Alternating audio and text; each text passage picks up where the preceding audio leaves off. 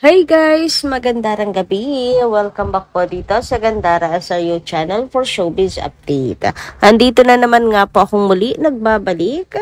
Ang nagmamaganda ninyong kachismosang Kim Pao, wala na nga pong iba si Gandara upang magatid sa inyo ng latest update and fresh happenings patungkol kina Kim Chiu and Paolo Avellino.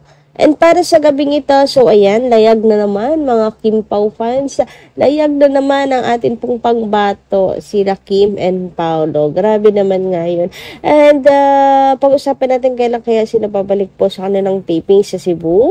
Marami tayong pag-uusapan sa kanilang dalawa. Pero bago po ang lahat, sa mga hindi pa nakaka-subscribe dito sa ating channel, pakiclick lang po tayo ng subscribe button natin at notification bell na nariyan po sa baba para mag-i-updated po kayo at ma-notify tuwing may bago po tayong chika at balita hinggil po sa Kim Pao.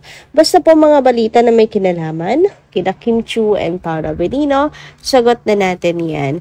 And tonight, unahin natin pag-usapan ang payuda ni Paolo Avellino sa Discord. Ako, nakalimutan ko tong i-update kanina. So, nauna nating vlog. So, ito yung paayuda ni Paolo sa Discord. And, ayan, mapapansin nyo, flenex ko na talaga sa inyo. Dati, konting pasilip lang kasi bawal exclusive talaga yan for Kim Pao fans. Pero guys, nakita nyo na rin naman to, kasi lang din naman yung ayuda ni Paolo Avellino tungkol sa Bislig City. So, nakita naman na po siya ng lahat. Ayan, hindi naman siya rare photos nila Kim and Paolo. So, okay lang naman po siguro. Ayan. Pero ang sweet pa din kasi talagang gusto ni Paolo iparamdam na hoy, ang ating tahanan, andito na ang inyong mamit daddy. Charot. Grabe naman makamamit daddy. Andito na paano dito? Ang may-ari, charot, ang nagpapasigla ng ating tahanan, ganyan. So, ayan, masaya na naman ang mga Kim Pao fans sa payuda ni Paolo Avellino sa Discord. Yes, buhay na naman ang tahanan ng Kim Pao fans. Anyway, bukod po dyan, may mga nagtatanong kung kailan babalik ulit sa Cebu ang Kim Pao para sa kanilang taping ng The Alibay. Lalo na't meron po silang nakitang video na to. Itong video na to ng Kim Pao. Ayan, saan daw po sila papunta. So, to be honest, hindi ko alam kung kailan sila babalik sa Cebu para mag-taping ulit. Pero sa tanong nyo kung saan sila papunta dito, I think ito yung papunta sila pa lamang sa Bislig City. Kasi same outfit to. Tingnan nyo. Ito yung papunta pa lang sila sa Bislig, diba? Kuha.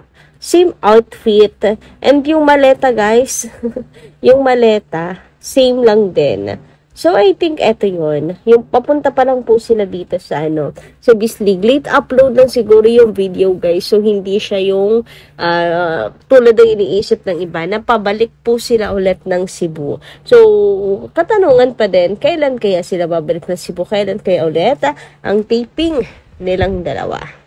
Anyway, dito naman tayo sa pa-reels ni Paolo Avellino. Yes, napaka-comment nga po si Kimi dito ng Gen Z Yarn. Kasi talaga, ang ganda kaya ni Paolo Avellino lagi. Astig kaya yan kapag nagre-reels si Paolo Avellino. So, ni-reels nga niya yung ganap po sa Bislig City. Siyempre, kasama si Kim Chiu.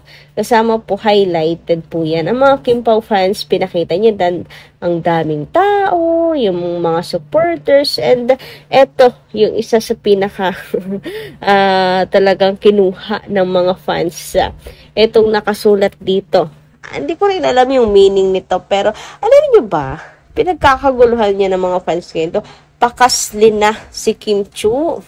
Hindi ko alam yung meaning ng pakasli, pero nawiwindang ang lahat ng mga fans. Talagang buhay na buhay ang dugo ng mga fans dito. So, syempre tayo napaisip, ano kayo ibig sabihin ng pakasli? So, nakakatuwa naman. At sabi kasi ng mga fans, talagang sa dinami-rami ay isinama to ni Paolo Avellino. May tumatapang na daw talaga. Tapos nilike pa ni Kimi, nag-comment pa si Kimi that, ay, Sinong hindi nga naman kikiligin? Lalo na nung nalaman ko yung meaning ng pakasli. Syempre, may pag-research tayo. Ganyan, para makarelate. So, shout out po dito kay Johnny. Pahiram muna po, ha? Ng meaning ng inyong post kasi gusto kong malaman at i-share din sa mga kakimpaw natin meaning ng pakasli na si Kim Chiu. So, ito nga daw po ang meaning niya na mahal na mahal si Kim Chiu at pagsisilbihan habang buhay at magpakailanman. Correct me if I'm wrong. Naku, wala na pong mga correct. Ganyan na dapat. Ganyan na talaga dapat ang meaning. Pero noong una, akala ko wrong spelling lang. Akala ko, pakasalan na si Kim Chiu. Parang gano'n. Pakasli pa na talaga. So, meron pala talaga siyang meaning. So, yan daw po, mahal na mahal si Kim Chiu pagsisilbihan. O, aking princess. Ahoy! Grabe nga naman yun. So, wala na pong mangongorek. Ganyan na po talaga dapat ang meaning niyan. Charot. Pero, di ba, mahal na mahal si Kim Chiu. Tapos, isinama ni Paolo Avellino sa kanyang reels. Anong ibig mo sabihin, Paolo? Nababaliw na naman kami dito, kakaisip. So, wala pong mag-move on. Walang mag-move on dito. Layag, Kim Pao, layag! Sige lang, ilayag nyo ang ating ship na yan. Hanggang sa mag-violet ang mga bashers. Tapos, knowing the fact na si Paolo Avellino hindi rin masyadong nagpo-post nga. Ito sa story niya, nagpo-post na rin siya ng mga pictures. Alam niyo naman si Pao before, ano lang yan, computer, ang pineflex, keyboard, yung kanyang games. Pero ngayon may pa-picture na si Paolo Avellino, di ba?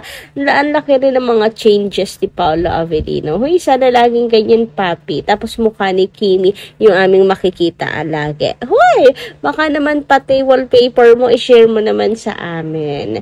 Paki-wallpaper naman ng isang Chinita Princess. Inutusan. Anyway, sabi naman dito ni Madam Mila Carillo, Ma'am Gandara, thank you nga pala sa comments. May mahalaga rin binabasa mo ang comments namin. Salamat, Ma'am Gandara. Kung balita tungkol sa Kim Pao, kahit paulit-ulitin mong panoorin, hindi kami nagsasawa sa kakapanood ng Kim Pao. Lahat ng pelikula ng Kim Pao, napakaganda panoorin. Salamat kay Direk Chad na paganda ang mga pelikula ng Kim Pao. Todo support lang kami hanggat nandiyan ang Kim Pao. Hindi kami magsasawa. Hanggat hindi kami magsasawa na panoorin at sa pagsuporta ng movie at teleserye. Proud kami sa Kim Pao. Blessings dumarating sa buhay ng Kim Pao. God bless and good luck. Iwasan natin ang gulo, respeto na lamang sa Kim Pao. Ayan, kung tunay tayo nagmamahal kina Kim and Paolo, let's share peace. Peace be with you to everyone. Hoy! Sabi naman ni Madam Lourdes Flores, yes, I agree that Kim and Paolo can inspire people who loves to be loved, including those who are alone in life with nobody to turn to. To those bashers, wala na kayong magagawa kundi manira ng mga taong walang ginagawang masama. For your information, both Kim and Paolo are very kind, helpful, supportive, and generous persons. And these are the reasons why many love them so much, including me. Hayaan na lang natin ang mga bashers na ito at ipasa Diyos na lang natin. What these bashers are doing gives and makes Kim Pao more success, knowing to the world. Ayan, the whole world. Ayan, about nga dito sa sinasabi ninyo na mga reasons kung bakit natin minahal si Paolo and Kim. Yes, totoo yan. Hindi lang dahil sa kilig, hindi lang dahil sa chemistry ng Kim Pao, dahil sa ugali nila. Napaka-generous, napaka-matutulungin, mapagmahal. Talaga, yung mga ganyang ugali, talagang worth it naman po talaga i-idolize, diba? Samantala, sabi naman dito sa komento ni Madam Edith Anandon sa Magandarang Gabi. Good eve, Gandaran. Ako, happy kami na may kasalan na. Uy, may kasalan na agad-agad, Madam Edith. Excited yarn. At sana lumagay na sa tahimik ang Kim Pao. Sana po, sana talaga. After naman po ng Daalibay. Pero, medyo alanganin pa din dahil nga syempre, nasa kanila pa rin po ang desisyon niyan. Sana may mga ninong at tinang na ang pinopormahan na nila para sa kasal. Hoy, grabe nga yan. Kung mangyari yan, tuloy ang pagpapalechon namin. Nako, Gandara, may edad na sila. Dapat magpamilya na at magkaanak na ang Kim Pao. Todo support kami, China. Sana handa na sila. Pinapag-pray namin yan. Sana umamin na. Pero, ang galaw nila, makita natin sila. What you see is what you get. Big yes. That's true.